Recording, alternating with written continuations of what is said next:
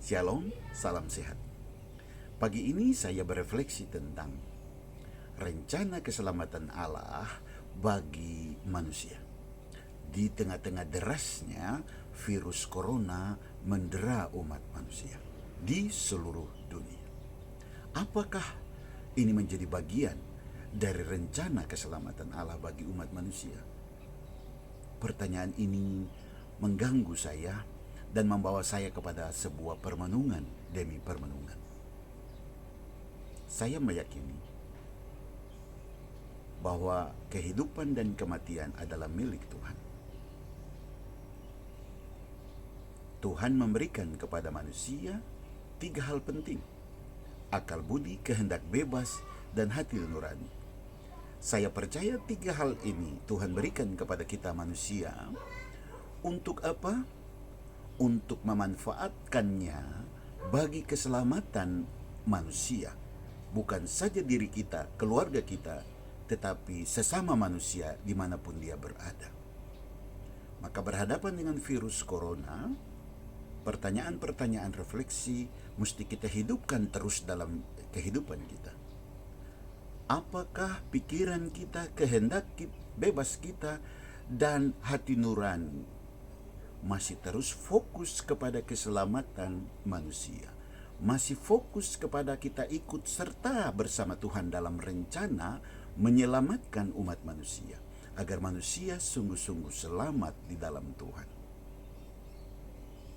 Ini poinnya.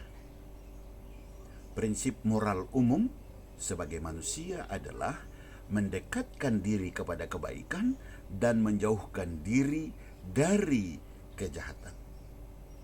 Maka renungan-renungan refleksi sederhana kita bisa mulai dari prinsip moral umum ini. Menjauhi dari kejahatan. Apa saja? Ada cukup banyak hal yang bisa kita buat.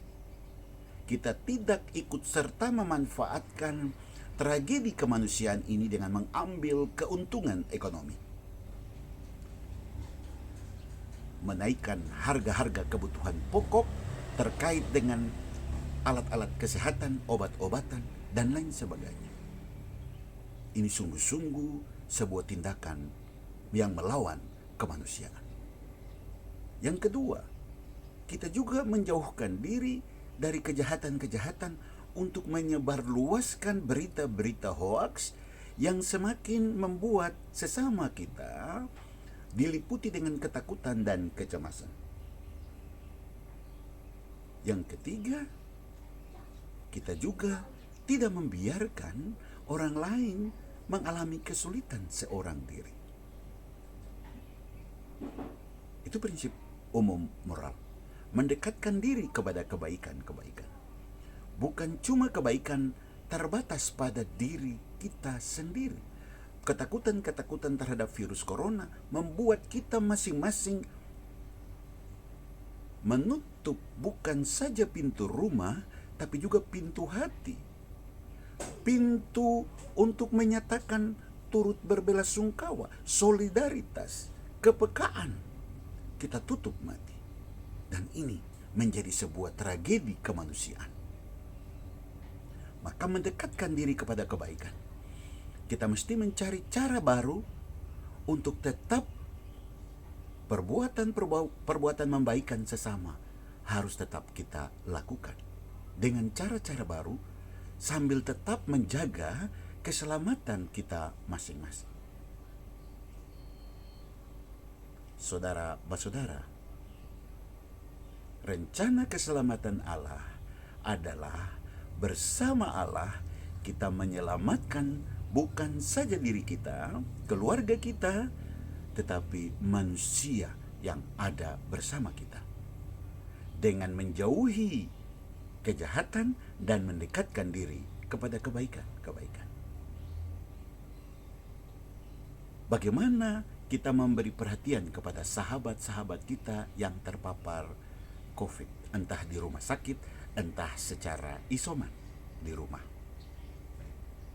By phone menyatakan turut ikut prihatin, memberikan solusi-solusi, nasihat-nasihat rohani yang membuat orang merasa kuat ada bersama orang lain. Berdoa bersama, ikut bersama-sama mengalami kesulitan itu. Dimensi sosialitas ini tidak pernah boleh kita mandulkan hanya karena ketakutan-ketakutan berlebihan. Saatnya kita memberhentikan ketakutan-ketakutan ini dengan berpikir positif sambil bersama Tuhan, mengandalkan Tuhan, menemukan cara-cara agar kemanusiaan kita kemudian tidak mati suri karena ketakutan-ketakutan yang semakin mendera kita. Kita punya Tuhan, Tuhan yang hidup, bukan Tuhan yang mati. Maka mereka yang Tuhan panggil terpapar virus COVID, janganlah kita membiarkan mereka berjalan sendiri dalam kegelapan menuju Tuhan penciptanya. Kita mesti menyalakan lilin-lilin kecil, menerangi jalan mereka menuju Tuhan dengan doa-doa bersama, dengan memberkati makam, dengan berdoa bersama. Mungkin saatnya kita keluar dari ketakutan-ketakutan sambil tetap menjaga prokes secara ketat, tetapi kebaikan-kebaikan kita, doa-doa kita, pelayanan rohani kita tetap harus sama kualitasnya seperti saatnya situasi dalam keadaan normal. Saatnya bersama-sama kita membangun kemanusiaan yang baru dari pengalaman ketakutan-ketakutan kita. Karena Tuhan datang dengan kekuatan yang maha dahsyat, bahwa baik mati maupun hidup kita tetap milik Tuhan. Semoga bermanfaat. Tuhan memberkati.